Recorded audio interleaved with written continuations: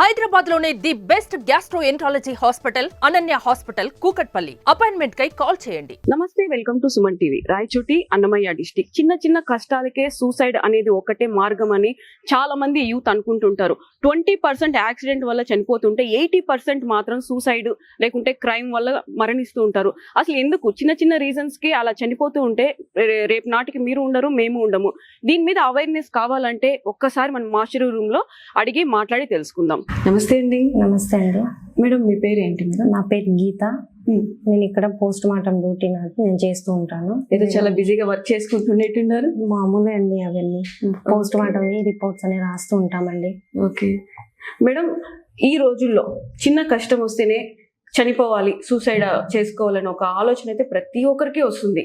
అవును మేడం. మీరు మాస్టరీలో చాలా మంది కూడా పోస్ట్ మార్టం చేస్తూ ఉంటారు కదా, ఎలాంటి బాడీలు అయితే మీకు దొరుకుతుంటాయి? మాకు అంటే ఎక్కువ మాకు సూసైడ్ దొరుకుతుంటాయి, యాక్సిడెంటల్ గా దొరుకుతుంటాయి. మామూలు ఏదైనా సమస్య వచ్చినా కూడా చిన్న చిన్న ఏజ్ లోనే తొందరగా వాళ్ళకి ఫీలింగ్స్ వచ్చి హ్యాంగింగ్ అంట, పాయిజనింగ్ అంట, తర్వాత అది బర్నింగ్ అంట, అట్లా వాటర్లు అది టోనింగ్ అంట, అలాంటివన్నీ జరుగుతుంటాయండి. అలాంటివి ఎక్కువ వస్తుంటాయి. మేము చేస్తూ ఉంటామండి. ఒక్కసారి మనం అక్కడికి వెళ్దామా? వెళ్దాం రండి మేడం. సార్ నమస్తే అండి. సార్ ఎలా ఉన్నారు? సార్ మీ పేరు? నా పేరు బండి దొరబాబు. దొరబాబు, ఇక్కడ ఏం చేస్తుంటారు సార్? మేడం, నేను మామూలుగా హాస్పిటల్లో ఎంఎన్ఓ మేడం. సో ఈ మధ్య ఇక్కడ పిఎం అసిస్టెంట్ ఎవరు ఉండేలేరు మేడం. మనమే నా ముందు అతను రిటైర్డ్ అయిపోయాడు. ఒక 10 ఏళ్ళ నుంచి నేనే చేసుకుంటాను మేడం.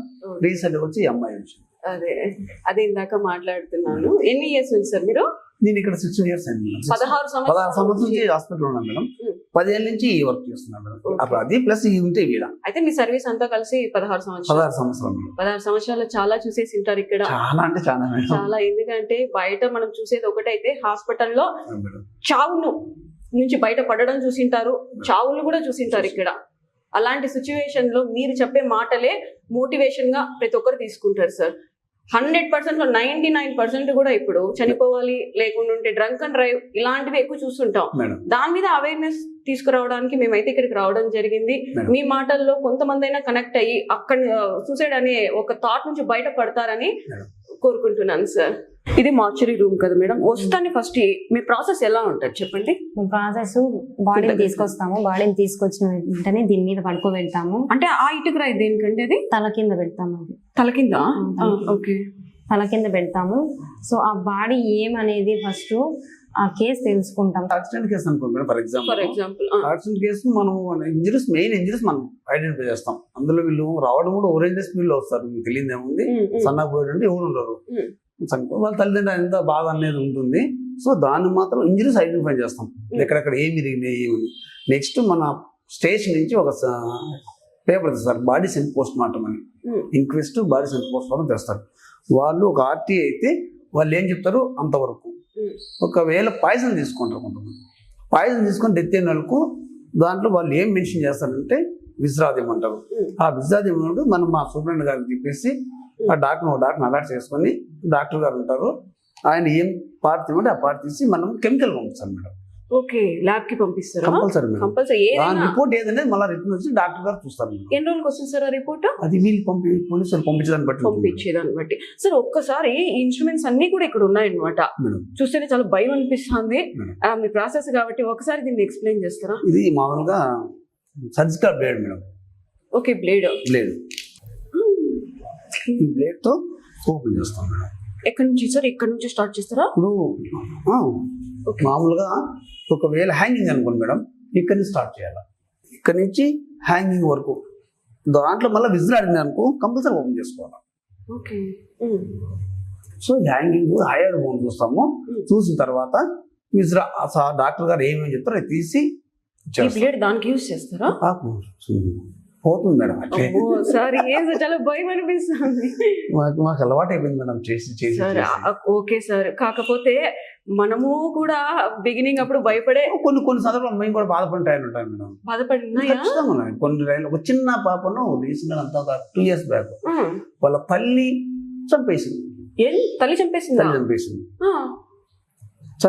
అనేది ఆ పిల్లలు చెప్పలేదన్నమాట. ఓకే.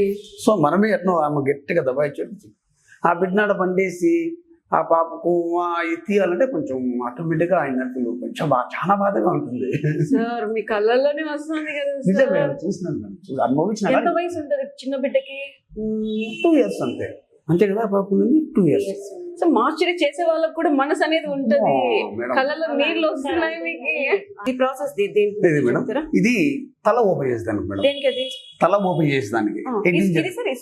ఇది సూచన లాస్ట్. ఓకే. ఈ తల ఏం చేస్తామంటే ఈ సర్జికల్ బ్లేడ్ ఉంది కదా మేడం, దీంతో తల ఈట ఓపెన్ చేస్తుంది. దీన్ని చేసిన తర్వాత డైరెక్ట్ గా దీంతో కొడితే కొంచెం గలీజ్ అయిపోతుంది అని చెప్పేసి దీంతో ఒక మార్క్ అనేది పెట్టుకుంటాం అనమాట. అంటే ఇలా ఇట్లా వేయడంలో ఒక మార్క్ అనేది పెట్టుకుంటాం. పెట్టుకుని దీంతో కొట్టడం సింపుల్ గా వచ్చి. ఇదే కార్పెంటర్ల దగ్గర ఎక్కువ ఉంటది. అది రెండో కార్పెంటర్ మేము. అదే మామూలుగా యాక్చువల్ చెప్పాలంటే కార్పెంటర్లు రంపంతో ఇలా తెంపడానికి కట్ చేస్తారు. అదే వాళ్ళ కార్పెంటర్, మేము రెండో కార్పెంటర్లు. సో దీన్ని చేసి ఇట్లా వేసినామంటే నీట్ గా ఓపెన్ అయిపోతుంది. దాంట్లో ఏమవుతుందంటే ఆ ఓపెన్ అయిపోయినాక డాక్టర్ గారు దాంట్లో ఏమైనా ఇంజరీస్ ఏమున్నాయి అనేది దాంట్లో వాళ్ళకి తెలిసిపోతుంది. కొట్టినప్పుడు లోపల బ్రెయిన్ లో బ్లడ్ క్లాట్ కావడం, సో ఏ సైడ్ క్లాట్ అయింది అనేది డాక్టర్ గారు తెలుసు. దాన్ని బట్టి డాక్టర్ గారు సర్టిఫికేట్ ఇస్తారు. ఆ ఫినిష్ లో ఏం చేస్తామంటే సూచన దానికి, కుట్లు వేసేదానికి నీట్ గా సూచన వేసి ప్యాక్ చేస్తాం. కాకపోతే లాస్ట్ చివరి చూపు అంటే స్నానాలు చేయించడాలు గాని, వాళ్ళ సాంగ్యం ఉంటది కదా, హిందూ గాని ముస్లిం సాంగ్యాలు ఉంటాయి. ఇట్లా మాస్టరీ చేసిన తర్వాత కుట్లు స్టిచెస్ అవన్నీ స్నానం చేయించకూడదు అని అంటారు, నిజమేనా? అది కొంతమంది చేస్తారు మేడం, కొంతమంది అట్టేం లేదు. స్నానం అంటే ఎక్కువ బాడీని షేక్ చేయకూడదు. మనము సూచన వేసినాం కదా, ఎంత ఇది వేసినా కూడా అడల్స్ బ్లీడే కాకుండా నీట్ గా పెట్టుకొని చేసుకోవచ్చు, తప్పేం లేదు మేడం. చేసుకోవచ్చు, చేస్తే ఏం ఉండదు.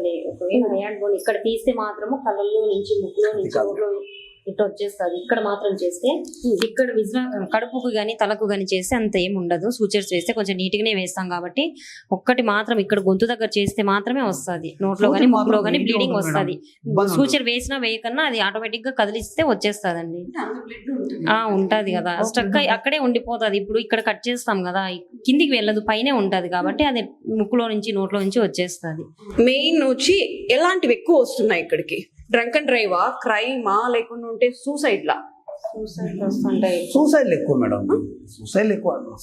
ఆర్టీ అనేది యాక్సిడెంట్ కేసులు అనేది మామూలు. దాన్ని మనం అసలు అది వాళ్ళ కర్మ కావచ్చు, లేకపోతే దేవుడు అని రాత్ర కావచ్చు, లేదా వీడి వేసి స్పీడ్ కొట్టి ఉంటుంది. ఈ సూసైడ్ వస్తాయి కదా, మందు తాగడము, ఆత్మహత్య అంటే ఏమంటారు హ్యాంగ్ ఊరి వేసుకోవడము అవి ఉంటాయి మేడం. ఎక్కువ మోస్ట్లీ సూసైడ్స్ ఉంటాయి.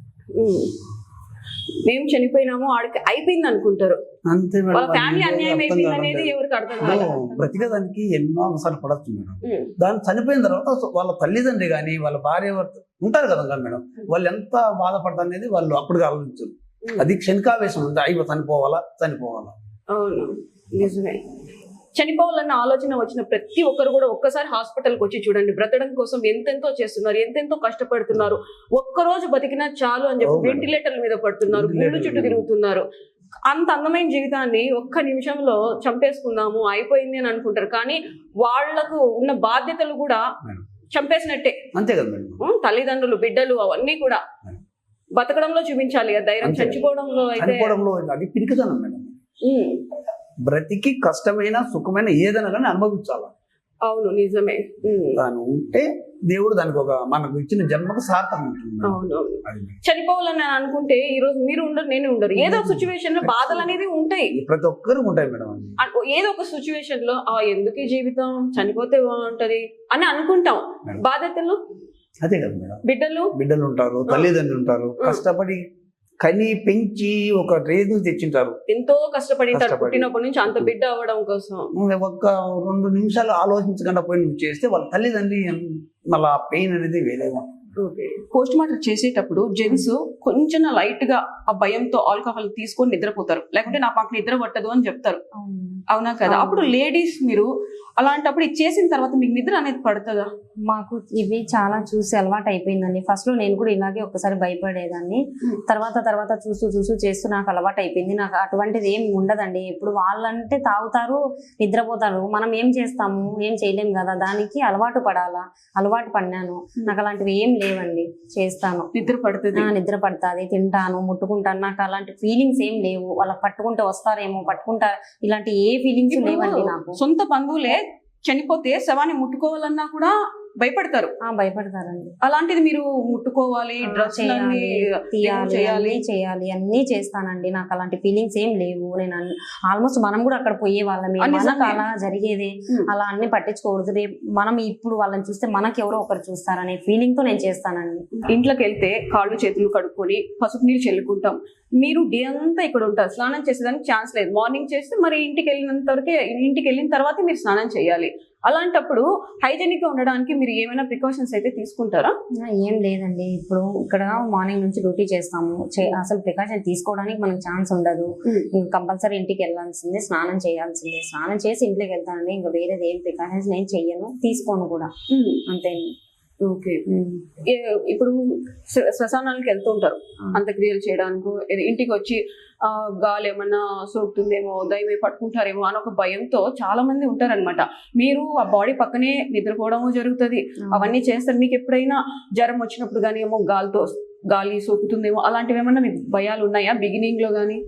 ఫస్ట్ లో ఏమో ఒక్కసారి నేను పిఎం చేసి చూసి నేను కళ్ళు తిరిగి పడిపోయాను, అంతేగాని అంతకు మించి ఇంకా తర్వాత నెక్స్ట్ నుంచి కంటిన్యూ అయింది. పిలుచుకొచ్చారు, చూపించారు, నేర్పించారు. నాకు ఎప్పుడు కూడా అలాంటి ఫీలింగ్స్ రాలేదు. అదొక్క ఫస్ట్ టైం చూసినా భయపడినాను, కళ్ళు తిరిగి పడిపోయాను. అప్పటి నుంచి అదే అండి లాస్ట్. తర్వాత ఏది కూడా లేదు, నాకు ఏ ఫీలింగ్స్ లేవు అసలు. ఇక్కడే పడుకుంటా, ఇక్కడే తింటా, ఇక్కడే ఉంటా. ఏం అట్లా ఫీలింగ్స్ ఏం రావండి నాకు. బాడీలో కొన్ని తొందరగా చనిపోయిన వెంటనే ఇక్కడికి తీసుకొస్తారు, కొన్ని స్మెల్ వచ్చేస్తాయి. అవి ఎట్లా అంటే 3-4 days అయిపోయిన తర్వాత వస్తుందండి. అది 1 day అయింది, ఈ రోజు చనిపోయినాడు, అతను చూసుకోలేదు, దాన్ని మర్చిపోయారు, ఎవరో పట్టించుకోలేదు, ఎవరన్నా చూసి తీసుకొస్తారు కాబట్టి. సో ఈ రోజు అంతా ఎండలో ఉండు, నీళ్ళలో పడో లేకపోతే వర్షానికి తడిసో అది బ్యాడ్ స్మెల్ బాడీ డీకంపోజ్ అయిపోతే బాడీ అది బ్యాడ్ స్మెల్ అనేది స్టార్ట్ అవుతుందండి. అప్పటికప్పుడు అయితే ఫ్రెష్ అయితే ఏం ఉండదండి, నీట్గానే ఉంటుంది. మనం ఎట్లా ఏదైపోతామో అది వెంటనే చూసుకొని తీసుకొస్తే నీట్గా ఉంటుంది, ఇబ్బంది ఏమి ఉండదు, స్మెల్ ఏమి ఉండదు. ఒకవేళ 3-4 రోజులు గడిస్తే గానీ పురుగులు పడే అవకాశం ఉంటుంది, స్మెల్ వచ్చే అవకాశం ఉంటుందండి. ఫ్రెష్ అయితే ఏమి ఉండదు. బాడీ అంతా పురుగులు పట్టిపోయి అలాంటి సిచ్యువేషన్ లో చూసినారా? పురుగులు చేసినానండి, చేసినాను. అవి మామూలు పురుగులు కాదండి, ఇంత లావు ఇంత పొడవు ఉన్న పురుగులు కూడా చేసాము. ఒక పక్క మా మీద పాకుతా ఉంటే మేము చేస్తా ఉంటే చేసినామండి అలాంటివి కూడా. కానీ వాళ్ళు చనిపోవడమే పెద్ద ఇది అనుకుంటారు, దాని తర్వాత వాళ్ళని ఎలా కోస్తారు, ఎలా ఇది చేస్తారు, వాళ్ళకి బట్టలు ఉండవు, అలాంటి స్టేజ్ లో మాకు ఇట్లా చేస్తారు అనేది వాళ్ళకి తెలియదు. మనం చేస్తాం కాబట్టి అది మనకు తెలుస్తుంది. వాళ్ళు చనిపోయినాంలే అయిపోయింది అని వాళ్ళు అనుకుంటారు, కానీ వాళ్ళకి చాలా క్రూరంగా ఇదిగా చేస్తారండి. చూడలేని పార్ట్స్ అన్ని చూసేస్తారు, వాళ్ళు ఇంత ఇదిగా ఉంటారు కదా. కానీ ఇక్కడికి వస్తే అలాంటివి ఏమి ఉండవు. బట్టలు కాపాడుకుంటారు, అందరు చూస్తారు, పోలీసు వాళ్ళు, డాక్టర్స్, వీళ్ళందరూ పెద్ద పెద్ద వాళ్ళు ఉంటారు కదా. జెంట్సే ఆల్మోస్ట్, ఇంతకుముందు జెంట్స్ ఉన్నారు, వాళ్ళు ఎవరికి చూపికను ఎంత మెయింటైన్ చేస్తారండి.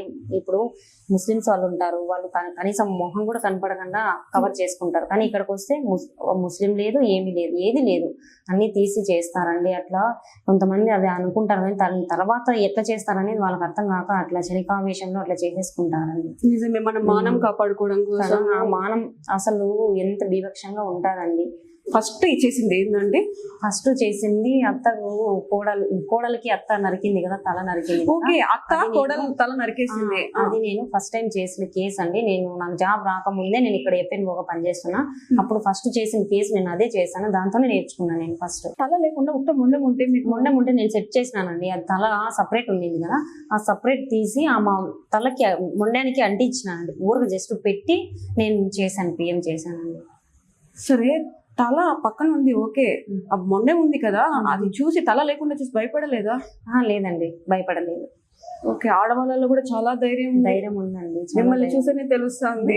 ఇప్పుడు మీరు పోస్ట్ మార్టం చేసేటప్పుడు వాళ్ళ పేరెంట్స్ కానీ లేకుంటే వాళ్ళ బంధువులు కానీ చేసేటప్పుడు కొంచెం మెల్లిగా చెయ్యి అలాంటి మాటలు ఏమన్నా అంటారండి. కనీసం మాకు అట్లీస్ట్ వద్దు అని అంటారు, కానీ వాళ్ళు వద్దు అన్నంత మాత్రాన మనం ఇచ్చేయం కదా. అంటే వాళ్ళు ఏమైపోయిందంటే నా బిడ్డ ఇంకా బతికే ఉన్నారు అనుకోని మెల్లిగా చెయ్యి అలాగా ఏమన్నా తెలియని అమాయకత్వంతో ఏమైనా చెప్పిన మాటలు ఉన్నాయా? చెప్పినారు. మొన్న రీసెంట్ గా కూడా మా అబ్బాయి ఒక 1 week ముందు ముందు కూడా మేడం అది మా అబ్బాయి బతుకున్న వాడిని పోస్ట్ మార్టం చేసి ఇచ్చినారు అని చెప్పి అంటారు. అంత దెబ్బలు కొడుతుంటాం, దీనిలతో కొడుతుంటాము, ఇవన్నీ ఓపెన్ చేస్తాం, అప్పుడన్నా వాళ్ళకి స్పర్శ రాదా బతుకుంటే? ఎందుకు చేస్తారు? కొద్దిగా ఏదైనా మనకి సూది గుచ్చుకుంటేనే అబ్బా అని లేస్తాము ప్రాణం ఉంటే. ఒకవేళ అది ప్రాణం లేకపోతే ఎంత కొట్టినా ఎంత చీల్చినా ఏం వాడు లేసి చెప్పొచ్చు కదా మేడం. అలాంటివి కూడా జరిగింది. రీపోస్ట్ మార్టం లాగా కూడా మాట్లాడినారు సార్, మా అబ్బాయి బతుకున్నట్టే పోస్ట్ మార్టం చేసినారు, మా అబ్బాయి లేచి పిలుస్తున్నాడు సార్, మాకు చేయి ఊపుతున్నాడు, కాలు, అలాంటివి కూడా చెప్పారండి మాకు. వాళ్ళు డిప్రెషన్ లో ఉన్నారు, డిప్రెషన్ లో ఉంటారు కొంతమంది. మామూలు ఇంకా దానికి ఏం చేయలేం మేడం మనం, కానీ దానికి అర్థమయ్యేలా మనం చెప్పుకోవాలి వాళ్ళని. ఈ మధ్య కాలంలో స్టూడెంట్స్ టీచర్ కొట్టారనో లేకుంటే ఎగ్జామ్ ఫెయిల్ అయ్యామనో, ఇంకా రీసెంట్ గా చూస్తే అనంతపూర్ లో కూడా ఒక స్టూడెంట్ స్కూల్ పై నుంచి కూడా దూకేసాడు అనమాట. అలాంటి మైండ్ సెట్ ఉన్న పిల్లలు మీరు ఏం చెప్తారు మోటివేషన్ గా? నా మోటివేషన్ అయితే అండి, ఇప్పుడు మన తల్లిదండ్రులు ఎన్నో ఆశ పెట్టుకొని పంపించింటారు స్కూల్స్ కానీ కాలేజీలు కానీ, ఏదో ఒకటి మైండ్ పెట్టుకునే కదా మనల్ని పంపిస్తారు. అలాంటప్పుడు ఏం చేయాలా? ఒక టీచర్ కొట్టినాడంటే ఎందుకు కొడతాడండి? మనం చదువుకోలేదు, మనం పైకి రావాలా, మన అమ్మ నాన్నలు వెయిట్ చేస్తుంటారు, మనం ఏదో కొన్ని కళలు నేర్పిస్తాము, చేస్తాము, చూస్తాము, నా బిడ్డ ఇట్లా చేస్తాంది చదువుతాందని ఎన్నో ఆశలు పెట్టుకొని ఉంటారు కదా. మీరు వచ్చి చదవకన్నా చేయకన్నా రాయకన్నా ఉంటే ఎందుకు ఏమనేసి, ఒకవేళ ఒక దెబ్బ కొడితే భయపడి చదువుతారనేసి టీచర్ కొడతారండి. అంతేగాని వాళ్ళ కోసం కొట్టరు కదండి, మన కోసమే కదా. మనం ఏమన్నా మాట్లాడితే డిప్రెషన్ మాకు లేదు, మాకు స్ట్రెస్ అని ఆ డైలాగ్ ఎందుకు స్ట్రెస్ అండి? మీ పేరెంట్స్ కోసం స్ట్రెస్ కావాలి కానీ వాళ్ళ కోసం వీళ్ళ కోసం ఎందుకండి అని నేనైతే చెప్పడం అండి. నువ్వు బాగా చదువుకుంటే టీచర్ ఎందుకు కొడతారు? నువ్వు చదువుకోకపోవడం వల్లే కదా ఎగ్జామ్ ఫెయిల్ అవ్వడము. నువ్వు బాగా చదువుకుంటే ఈ రోజు ఎందుకు చావాల్సిన కారణం వస్తుందండి. చిన్న వయసులోనే చాలా జీవితాన్ని చూసేసాను, చేసినాను కూడా మేడం. అదే మీరు చెప్పే ఒక్కొక్క మాట వింటుంటే నాకే గూస్ బంప్స్ వస్తున్నాయి. ఇంకా చేసేవాళ్ళు మీరు ఎలా చేస్తున్నారు అనేది మీ మాటల్లోనే మాకు తెలుస్తుంది. ఇప్పుడు చేయాలి మేడం, తప్పదు. మీకు ఎంతమంది పిల్లలండి? నాకు 2 పిల్లలండి. 2 పిల్లలు. వాళ్ళకి మీరు ఈ పని చేస్తున్నారని తెలుసా? తెలుసు. మా పిల్లలకి నా వీడియోస్ కూడా చూపించాను, వాళ్ళు భయపడినారు, మళ్ళీ చూపించలేదు. మీ హస్బెండ్ రియాక్షన్ ఏంటి? మా హస్బెండ్ రియాక్షన్ అయితే వద్దనే చెప్పారండి. అన్నిటికీ ఇట్లా భయపడుకుంటూ పోతే ఆడదానికి విలువ లేదు అని చెప్పేసి అన్నిట్లో ఉండాలా అని చెప్పి నేను ఇది ఒక్కటే సమాధానం చెప్పినానండి. ఓకే, ధైర్యం నాకు ఉంది, చేస్తాను అని చెప్పినాను. మా ఆయన కూడా నాకు బాగా సపోర్ట్ చేస్తారండి. మీ అలాంటి వాళ్ళు భయపడకుండా ముందుకు వస్తేనే అన్ని రంగాల్లో కూడా ఆడవాళ్ళు ఉంటారు. అవునండి, నిజంగా చాలా తెలియని విషయాలన్నీ చెప్పారు మాకి. అది కాకుండా మోటివేట్ చేశారు, సూసైడ్ చేసుకుంటే ఇలా ఉంటది మీ పరిస్థితులు అని చెప్పి చాలా చక్కగా చెప్పారండి. Thank you so much. చూసాం కదండి, ఇంట్లో ఎంతో గారాభంగా పెరిగింటాం. చిన్నప్పుడు స్నానాలు చేసి ఇచ్చేటప్పుడు ముక్కు ఇలా స్ట్రైట్ గా రావాలని, అవయవాలని చాలా చక్కగా ఉండాలని చెప్పి మసాజులు చేసి మనల్ని మా అమ్మ నాన్న అంత ప్రేమగా పెంచితే, ఒక చిన్న సూసైడ్ అనే ఒక ఆలోచనతో మనం చనిపోతే అంత్యక్రియలు ఇంత దారుణంగా ఉంటాయి. ఆ పోస్ట్ మార్టం ఇంత దారుణంగా మనల్ని సుత్తులతో కొట్టి అలా చేస్తుంటారు. ఆ తల్లిదండ్రులకి ఎంత బాధ అనిపిస్తుంది. ఒక్కసారి సూసైడ్ ఆలోచన వస్తే ప్రతి ఒక్కరు దయచేసి హాస్పిటల్కి వచ్చి ఒక్కసారి చూడండి. బ్రతకడం కోసం ఎంతెంతో చేస్తున్నారు, వెంటిలేటర్స్ మీద ప్రాణాలతో కొట్టకలాడుతున్నారు. వీళ్ళని చూసైనా సరే మన నిండు జీవితాన్ని సూసైడ్ అనే ఒక ఆలోచనతో బలి చేసుకుంటున్నాం. దయచేసి ఈ ఆలోచన ఎవ్వరూ చేసుకోవద్దండి. మీకు ఈ అవేర్నెస్ ఎందుకు తీసుకొచ్చామంటే, చాలా మంది కూడా ఈ మధ్య కాలంలో సూసైడ్ ఒకటే దారని చెప్పి సూసైడ్ చేసుకుంటుంటారు. అలాంటి వాళ్లకు కొంచెమన్నా ఈ వీడియో చూసిన తర్వాత బతుకు మీద ఆశ కలిగించడం కోసం మాత్రమే మేము అయితే ఈ వీడియో చేస్తున్నాం.